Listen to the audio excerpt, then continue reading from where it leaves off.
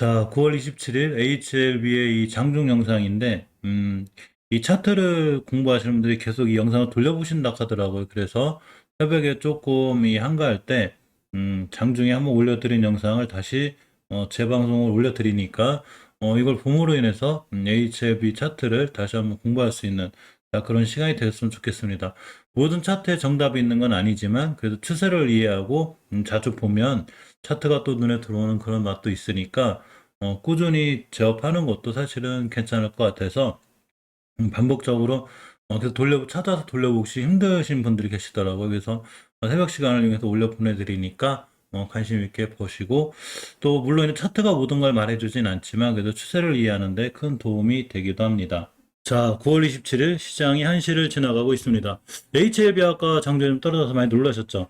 물론 주식이라는 게 또 떨어져서 추세가 꺾일 수도 있고 또 계속 올라갈 수도 있고 그걸 미리 맞출 수 있는 사람은 없죠. 저도 미래에서 온 전문가가 아니고 그러고 역시 많은 수많은 HLB 영상을 찍는 분들도 좋은 시각으로 바라보는, 우리도 좋은 시각으로, 저도 HLB 좋은 시각으로 바라보지만 그게 꼭 주식의 상승을 확인해 주지 않죠. 우리가 볼 수 있는 건 이 주식의 추세를 유지하느냐 또는 이런 장기적으로 우리가 끌고 갈만 하느냐, 이게 중요한 거죠. 하루 단기 단타가 아닌 다음엔 우리가 이 주식들을 꾸준히 갖고 갈 수 있나, 이런 게 중요합니다. 우리는 HLB에 대한 몇 가지 이슈를 잘 알고 있습니다. 한 번 더 복습할 겸 보면 이렇게 자문위에 위관이 돼 있죠. 자, 18일 늦은 오후 베트남 윤리위원회가 나노코박스 임상 3상 중기 임상 시험 보고서를 승인했고, 보충자를 평가한 결과 3회 이상 결과와 3비상 초기 단기 안전성 및 면역 건성 요건에 충족했다고 설명했습니다. 현재 이렇게 자문위로 위관이 됐죠. 자, 위관이 됐는데 이제 이 나노코박스 백신 허가 절차는 이렇게 되죠. 자, 보시게 되면 이 백신 허가 절차에 대해 정리해 놓은 게 제가 이번 영상에서도 있지만 저번 영상에 살펴드렸죠. 자, 보건부에 따르면 국내에서 생산된, 요 국내는 베트남을 얘기하죠. 코비드19 백신을 임상 시험 중인 가운데 3상 중간 평가가 면역 유전성 데이터를 토대로 안전성 및 보호 효과가 있으면 조건부 마케팅 권한을 부여하는 것을 고려 이를 승인한다고 그랬죠. 그러니까 이 긴급 승인은 마케팅에도 약간 제약이 따라요. 그렇기 때문에 이 조건부 마케팅을 권한을 부여하는 것을 고려 승인하고, 이 나노코박스도 마찬가지로 윤리위원회와 자문위의 조언을 바탕으로 이렇게 조건부 마케팅 권한을 부여해서 이를 승인하게 되죠. 이에 따라 나노코박스는 3상 중반 임상 시험 결과에 대해 윤리위원회 승인을 받은 후 백신 기록과 연구자료를 자문위원 이관에 추가 검토를 받게 됩니다. 이게 지금 자문위원회로 아까 이관이 된 거죠. 자, 이렇게 말씀드리면 이제 자문위 이관이 돼 있는데, 자, 이렇게 이 의약품 등록증명서 발급에 자문위로 이관이 되는데, 문제는 서류가 꽤 광범위하다고 그랬죠. 그렇기 때문에 서류를 검토할 시간이라는 게 필요한 거죠. 뭐 오늘 서류 접수해서 내일 바로 나올 거야 이러면 좋은데, 물론 그리고 행정 절차나 이런 건 굉장히 베트남 쪽에서 간소화는 시켜놨어요. 그렇지만 그래도 사람의 목숨이 달린 백신을 만드는 거기 때문에 쉽게 결정할 게 아니죠. 상당히 신중하고 검토를 여러 번 걸쳐서 하는 거기 때문에 당연히 기간은 걸리게 돼 있습니다.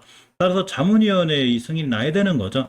자, 자문위원회는 나노코박스 관련 시험 및 연구 결과에 대한 회의록을 받은 후에 인허가를 검토할 예정인데, 베트남 의약국장 안전한 서류를 접수한 날로부터 최대 20영업일 이내에 백신 유통 등록증을 발급해야 됩니다. 그러니까 완전하게 서류를 접수해야죠. 자, 이 자문위원회에서 이 인허가를 검토해서 베트남 의약국장에 완전한 서류를 접수하면 20일 영원 이내에 이렇게 백신 유통 등록증을 발급해야 됩니다. 이 밑에는 이제 뭐 문서 안 냈을 경우 이렇게 된다는 얘기인데, 문서 안 낼 리가 없죠. 무조건 낸다고 보는 거죠.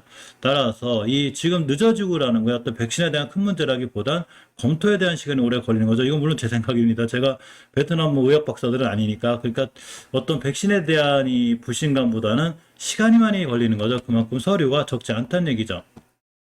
자, 백신의 안전성 및 효능과 관련된 최신 정보가 제출된 등록 서류와 비교 시 평가 기간이 경과한 경우 등록 기간은 베트남 의약국에 서면으로 통보해야 하죠. 그래서 의약청으로부터 통보하는 날부터 등록 기간에서 추가 서류 제출할 때까지 시간은 위에 명시된 제한 시간에 포함되지 않습니다. 아까 그 말씀드린 제한 시간이 뭐 30일 이내 뭐 이렇게 내야 된다고, 6개월에 내야 되는데, 이런 통보는 지금은 이 나노코박스의 상황을 볼 때 그래 크게 이렇게 못 내거나 그러진 않죠.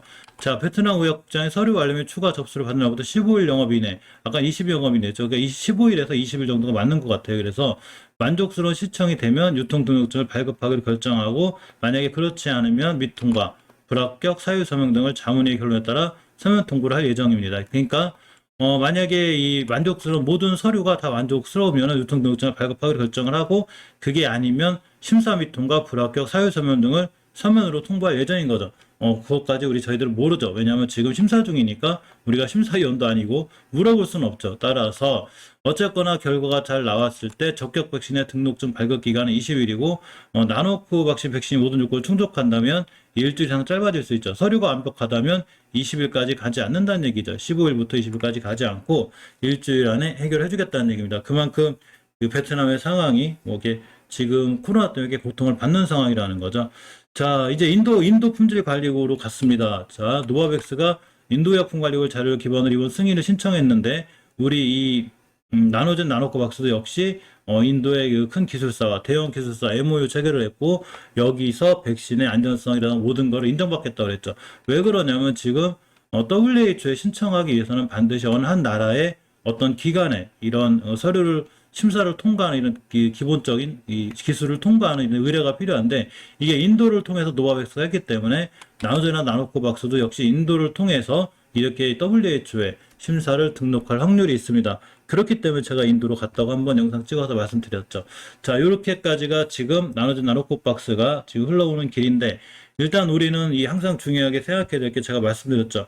우리가 볼 때는 재료도 중요하지만 항상 주식을 볼 때는 꼭 중요하게 좀 봐야 되는 것 중에 하나가 이제 재료. 당연히 이 주식이 올라갈 만한 어떤 근거가 있어야 되겠죠. 자, 재료가 있어야 되고, 그 다음에 기본적 분석. 재무적으로는 튼튼한지, 망할 회사는 아닌지, 시비 발행은 어떻게 했는지, 그 다음에 기술적 분석. 과연 이 주식의 추세를 유지하고 있는지, 이런 추세는 유지가 될 것인지, 이렇게 세 가지 박자를 잘 맞춰보는 게 굉장히 중요합니다. 따라서 HLB나 HLB 생명과학은 제가 저번 주에 뭐라고 그랬냐면 주식의 추세를 깨지 않기 위해서는 5주선을 이탈하지 않는 게 무척 중요하다고 그랬어요. 자, 예전에 이때 제가 이 HLB 찍었을 때 제가 설명한 거 기억나시죠?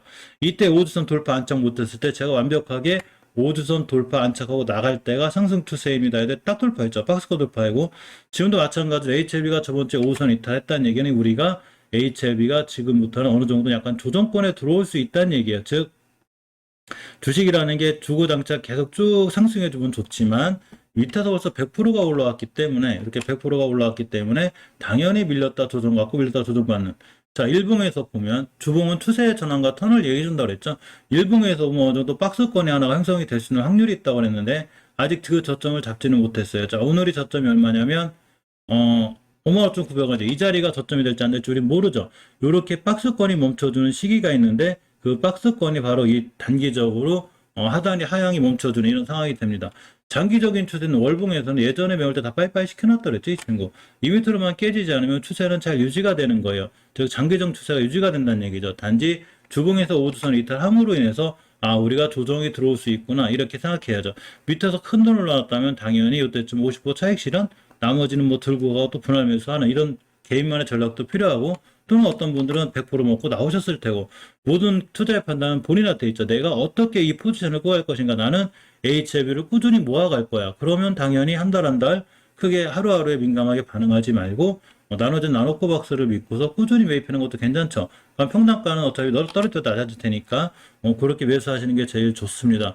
HLB 생명과학도 마찬가지로 월봉에서 장기적인 추세는 잘 유지가 돼 있죠. 근데 이제 항상 이 주식이 끝도 없이 올라가지만은 않듯이 이렇게 예전에 고점이 있는데 이때가 22,700원이 여기를 깔끔하게 뚫어주고 안착해야 이 자리가 새로운 지지선이 되는데 여기를 맞고 떨어졌죠.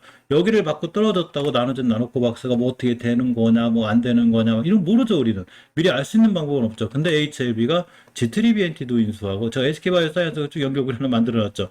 G3BNT도 인수하고 리보세라님에 대한 이슈도 있고 많죠.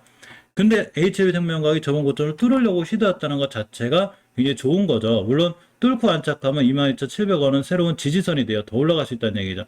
하지만 기술적으로 봤을 때 제가 기술적인 부분도 절대 무시하면 안 된다고 그랬죠. 기술적으로 봤을 땐 전고점 맞은 거죠. 전고점 맞고 떨어지고 조정이 들어올 수 있는 이런 상황이 됐습니다. 자, 주봉에서 이번 주 출발선 자체가 5선 밑에죠.